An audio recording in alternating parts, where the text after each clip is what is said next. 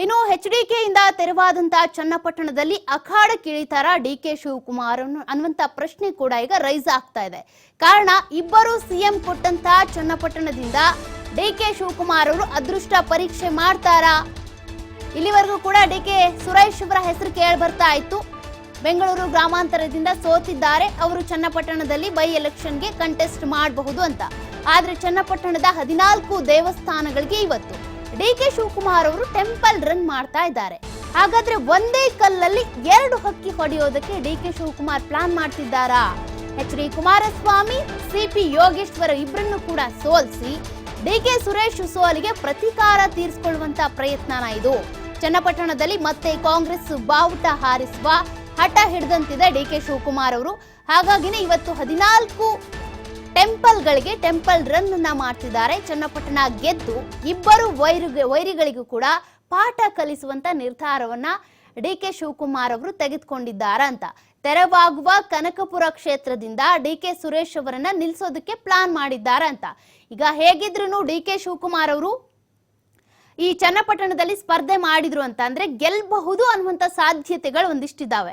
ಅವ್ರು ಅಕಸ್ಮಾತ್ ಚನ್ನಪಟ್ಟಣದಿಂದ ಗೆದ್ದಿದ್ದೆ ಆದ್ರೆ ಚನ್ನಪಟ್ಟಣದಲ್ಲಿ ಇವರು ಉಳ್ಕೊಂಡು ಇನ್ನು ಕನಕಪುರ ಏನ್ ಖಾಲಿ ಆಗುತ್ತಲ್ಲ ಆ ಸ್ಥಾನಕ್ಕೆ ಡಿಕೆ ಸುರೇಶ್ ಅವರನ್ನ ಸ್ಪರ್ಧೆಗಿಳಿಸುವಂತ ಪ್ಲಾನ್ ಅನ್ನ ಮಾಡ್ಕೊಂಡಿದ್ದಾರೆ. ಹಾಗಾದ್ರೆ ಈಗ ಚನ್ನಪಟ್ಟಣದಲ್ಲಿ ವೈರಿ ಆಗಿರುವಂತದ್ದು ಅಂದ್ರೆ ರಾಜಕೀಯವಾಗಿ ಬಂದ್ರೆ ಸ್ಪರ್ಧೆ ಅಂತ ಇರುವಂತದ್ದು ಎಚ್.ಡಿ. ಕುಮಾರಸ್ವಾಮಿ ಮತ್ತೊಂದು ಸಿಪಿ ಯೋಗೇಶ್ವರ್. ಅವರಿಬ್ಬರನ್ನು ಕೂಡ ಮಣಿಸಿ ಆ ಕ್ಷೇತ್ರಕ್ಕೆ ತಾವೇ ಹೋಗಿ ಈಗ ತೆರವಾಗುವಂತ ಕನಕಪುರ ಅಕಸ್ಮಾತ್ ಗೆದ್ರೆ ಈ ಕನಕಪುರ ಏನ್ ಖಾಲಿ ಆಗುತ್ತಲ್ಲ ಆ ಕ್ಷೇತ್ರದಿಂದ ಡಿಕೆ ಸುರೇಶ್ ಅವರನ್ನ ಕಣಕ್ಕಿಳಿಸಿದ್ರೆ ಡಿಕೆ ಬ್ರದರ್ಸ್ ಅವರ ಕ್ಷೇತ್ರನೆಲ್ಲ ಈಸಿಯಾಗಿ ಡಿಕೆ ಸುರೇಶ್ ಅವರನ್ನ ಗೆಲ್ಲಿಸ್ಕೊಂಡು ಬರಬಹುದು ಅನ್ನುವಂತ ಲೆಕ್ಕಾಚಾರವನ್ನ ಡಿಕೆ ಶಿವಕುಮಾರ್ ಅವರು ಏನಾದ್ರೂ ಇಟ್ಕೊಂಡಿದ್ದಾರಾ ಅನ್ನುವಂತ ಚರ್ಚೆ ಕೂಡ ಈಗ ಸದ್ಯಕ್ಕೆ ಕಾಂಗ್ರೆಸ್ ವಲಯದಲ್ಲಿ ನಡೀತಾ ಇರುವಂತದ್ದು. ಈಗಾಗಲೇ ಚನ್ನಪಟ್ಟಣದ 14 ದೇವಸ್ಥಾನಗಳಿಗೆ ಇವತ್ತು ಭೇಟಿ ಕೊಡ್ತಾ ಇದ್ದಾರಂತೆ.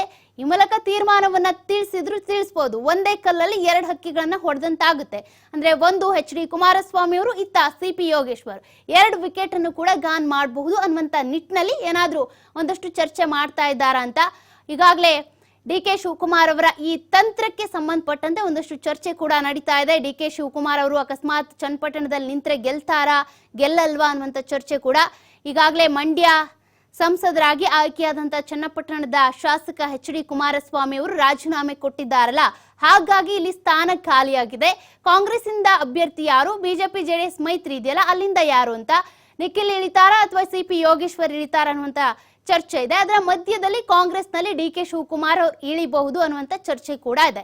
ಇನ್ನು ಬೆಂಗಳೂರು ಗ್ರಾಮಾಂತರದಲ್ಲಿ ಡಿಕೆ ಸುರೇಶ್ ಅವರು ಸೋತಿರೋದ್ರಿಂದ ಅವರನ್ನ ಕಣಕ್ಕಿಳಿಸಬಹುದು ಅನ್ನುವಂತ ಚರ್ಚೆ ನಡೀತಾ ಇತ್ತು. ಆದ್ರೆ ಅವರನ್ನ ನಿಲ್ಸಿದ್ರು ಕೂಡ ಅಕಸ್ಮಾತ್ ಗೆಲ್ಲದೆ ಇದ್ರೆ ಅನ್ನುವಂತ ಭಯ ಇದೆ. ಮತ್ತೆ ಡಿಕೆ ಸುರೇಶ್ ಅವರು ಕೂಡ ಯಾಕೋ ಹಿಂದೆ ಸರಿತಾ ಇದ್ದಾರಂತೆ.